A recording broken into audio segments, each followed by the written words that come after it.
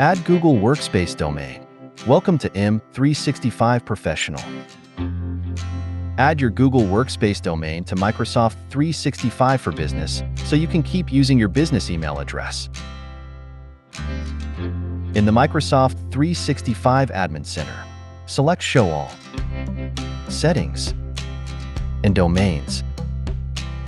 Choose Add Domain. Enter your domain name, then select Use this domain. Choose Add a TXT record to the domain's DNS records. Select Continue. And copy the TXT value.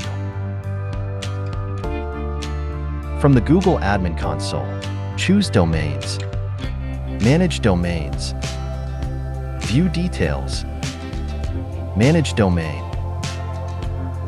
DNS. Then scroll down to Custom Resource Records. Open the Record Type dropdown. Choose TXT. Paste the TXT value you copied. Then select Add. The update usually takes effect within a few minutes, but may take up to 48 hours. Return to the Microsoft 365 Admin Center. Select Verify, then Close. To set your domain as the primary email for your users, select Users, Active Users. Choose a user. Select Manage Username and Email. Edit.